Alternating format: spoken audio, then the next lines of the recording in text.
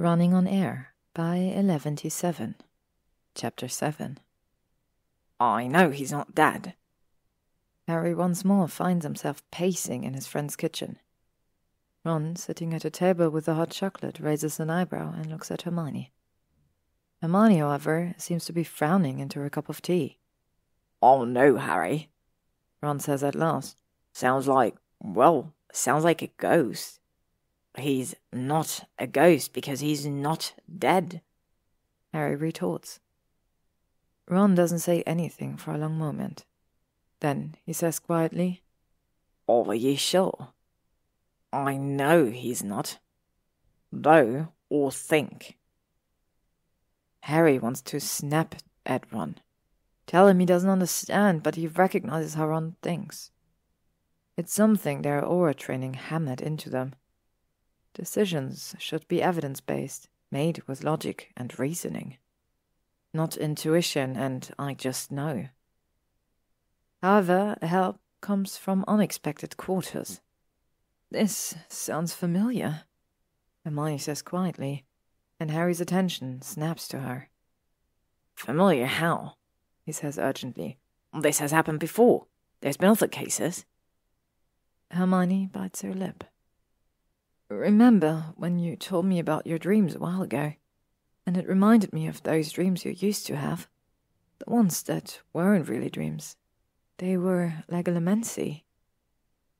Ron looks up sharply. What? When you know who used to invade Harry's mind?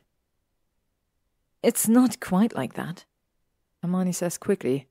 But could it be legilimency?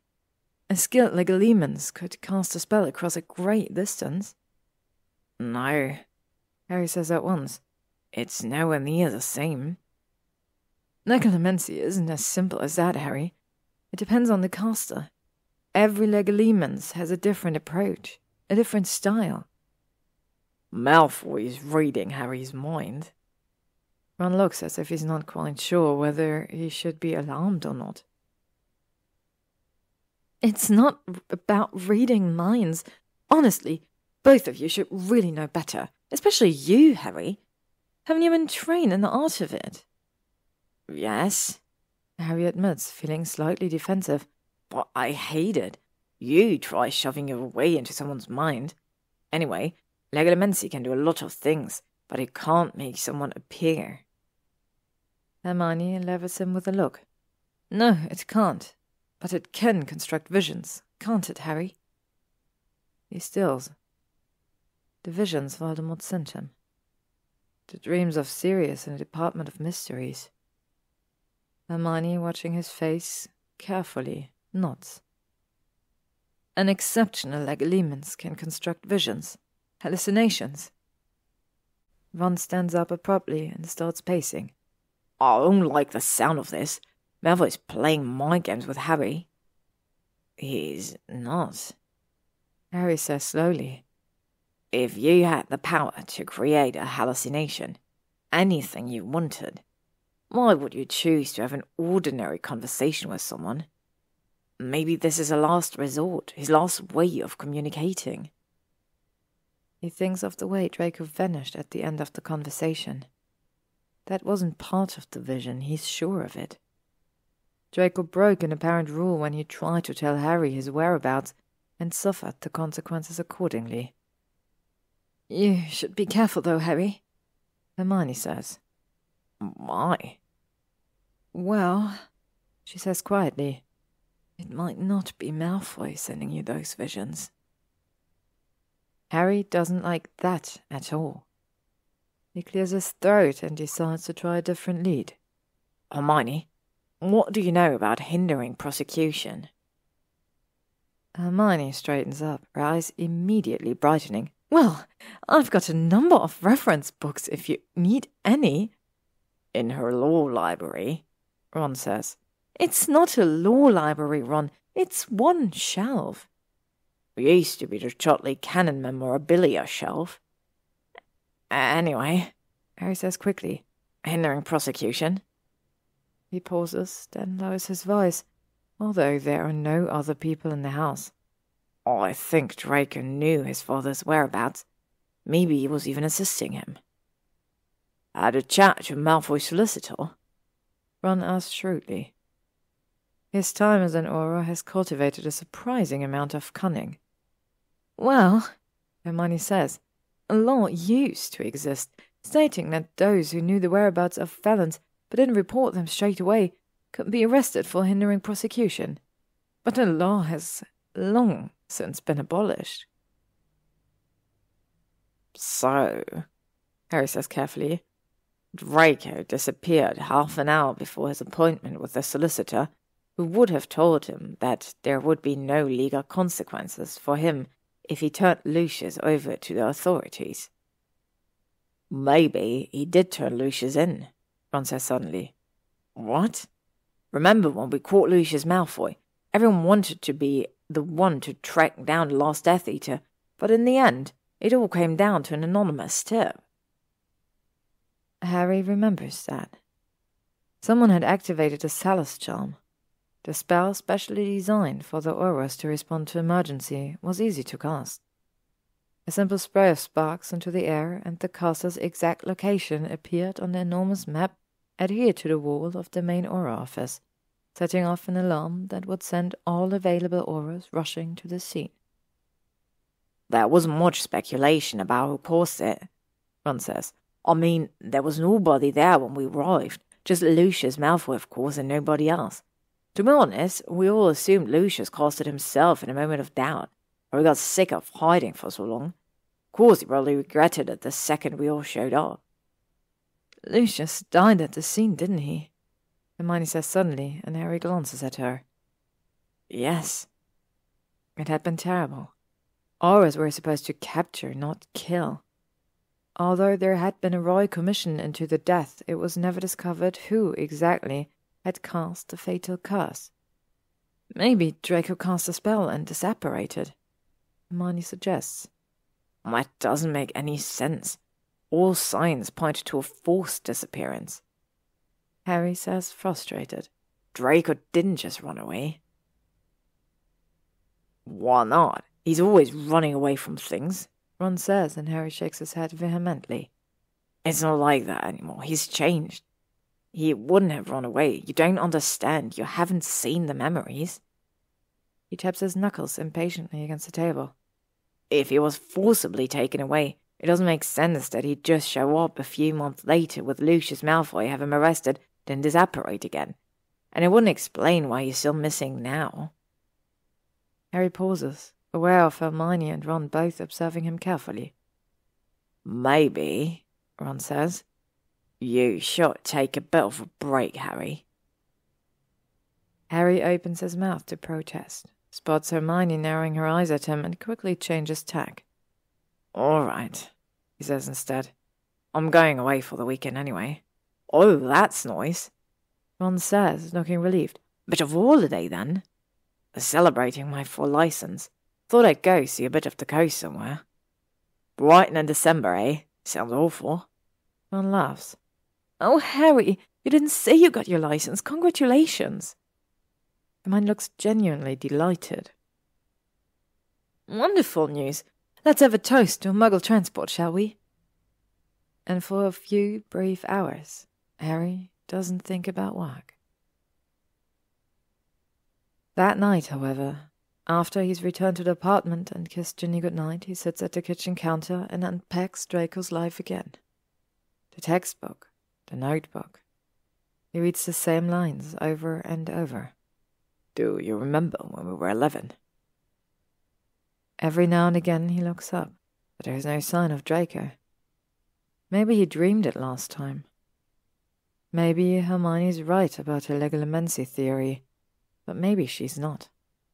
Maybe he's slowly going mad, constructing illusions, trying to conjure something that doesn't exist. Someone who doesn't exist. Harry stares unseeingly at the possessions before him. After a long moment, he reaches for the bottle of aged whiskey. No doubt Draco had been saving it for a special occasion. Harry stands and fetches a glass, uncapping the bottle of whiskey and pouring himself in each dram. The label, tinted in the colours of a fading autumn, shows a man walking down a long road. Maybe Draco really did just leave. Maybe he's driving somewhere right now, driving down those long highways. Harry takes a long sip of whiskey, savoring the sweet honey taste. No. This is what happened last time.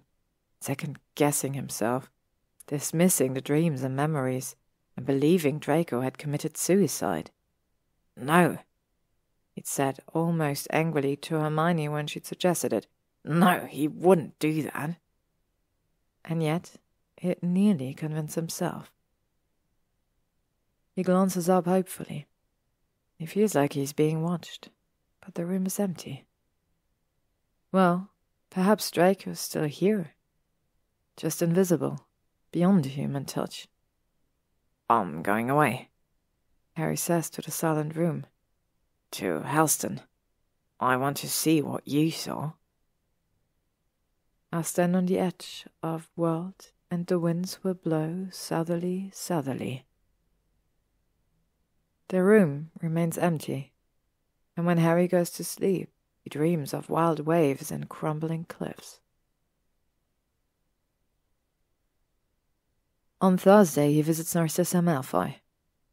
She receives Harry with an air of faint bewilderment. "I received your owl," she says, and Harry forced to decline the offer of tea. The house elf lingers hopefully in the background, carrying a full tea service. Perhaps Narcissa catches the impatience in his eyes, in his restless hands, but she shakes her head slightly and takes him straight to the stables. "I will never understand," she says, "the obsession with the Muggle inventions. Rather uncouth, I think." "Is that what you told Draco?" Harry asks, wasting no time in going over to the Renomi gun and pulling the cover away. It feels like greeting an old friend. He smiles faintly and runs a hand across the polished metal. "You have the same expression as Draco did every time he looked at that terrible waste of money," Narcissa observes. Harry doesn't respond. He accepts the plastic keycard from Narcissa, and the car unlocks itself. Muggle technology is amazing, Harry thinks. Waste of money, indeed. No doubt Draco considered it one of his finest investments. Harry wishes he could fix the car himself. It seems important somehow, that he's the one to fix it all. But when he started going through the list with Matthew, it became apparent that the car needed a lot more than a new battery. Brakes, calipers, discs, cylinders, pads, steering joints, and track rods. Everything would need to be checked and possibly replaced, depending on how well Draco had kept his car and how it had been treated after his disappearance. Then the petrol would need to be properly drained. The engine would need to be flushed. Harry had conceded defeat in old Narcissa asking permission to fix the car and, once he received an affirmative, had booked the car for a mechanic. "I suppose you're wondering why I want to fix it," Harry says, needing a little bit of courage to say it. He'd been hoping Narcissa wouldn't ask, and she hasn't so far, but he's certain she wants to know. But to his surprise, she shakes her head. "Astoria said you received your car license. Much like an apparition license, I suppose."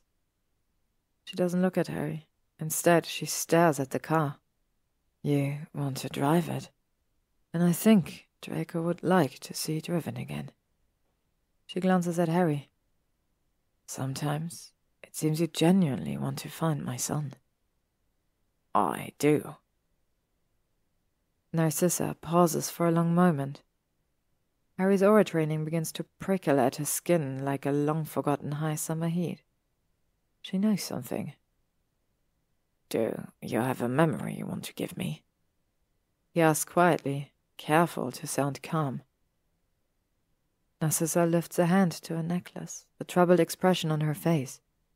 "It's nothing," she says at last, and Harry exhales slowly to hide his frustration.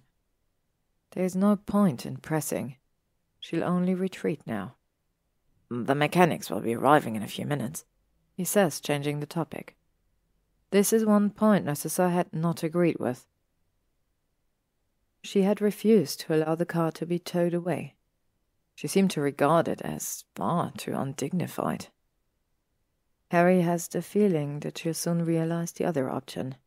A couple of mechanics wandering about Malfoy Manor is far more undignified. Harry suddenly has a pang of mistrust. There is no house elves wandering about, is there? He asks suspiciously, and Narcissa gives him a long, cool look. These muggles, she says, will not be anywhere near the manor. They will be here. That's why I requested your presence. You can deal with them. Harry bites back an angry retort. Didn't realize he'd been invited here solely to act as some sort of muggle interpreter.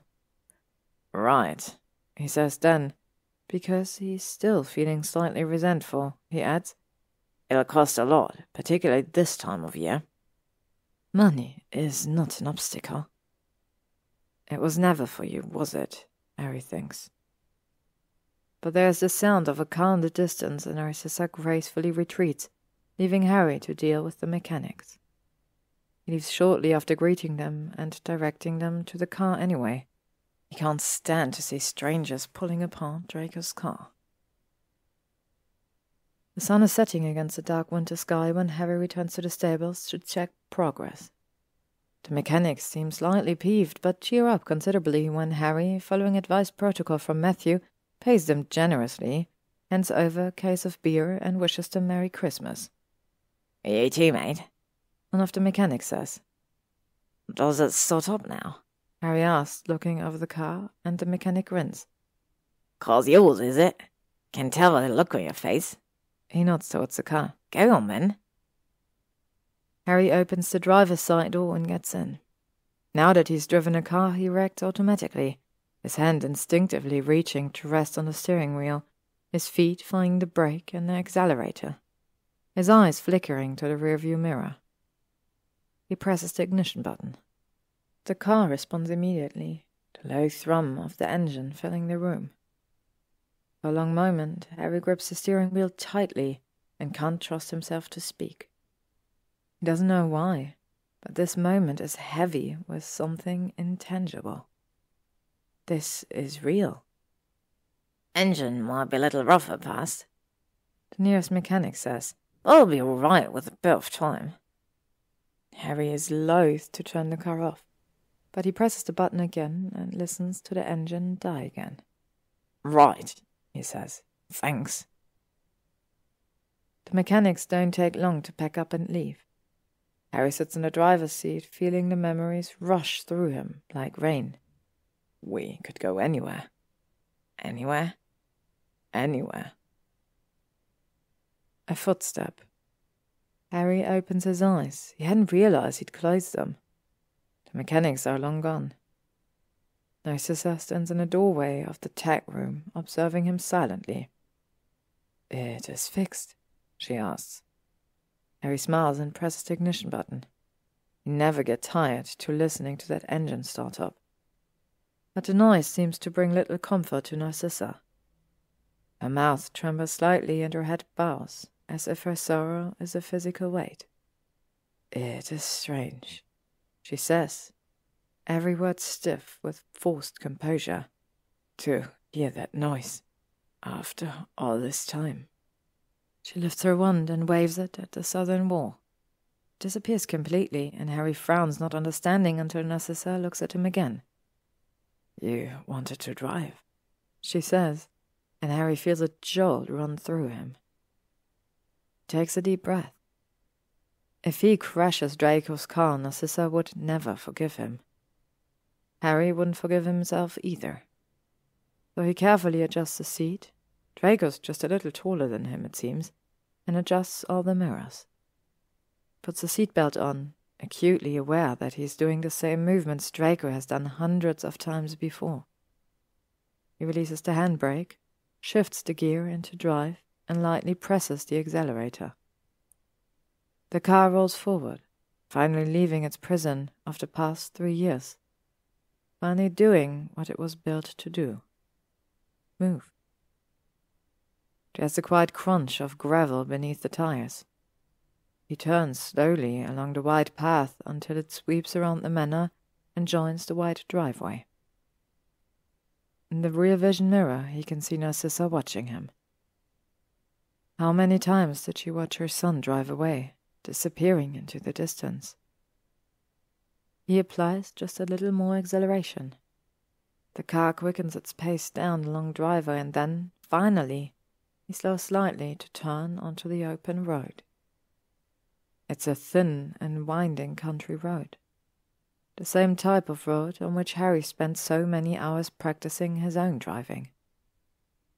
He turns onto the road and accelerates until the scenery is flying past, until the dark fields wash away like tides, until it feels like he's driving through the night sky itself, and 1,000 moments seem to come together in one rush of exhilaration.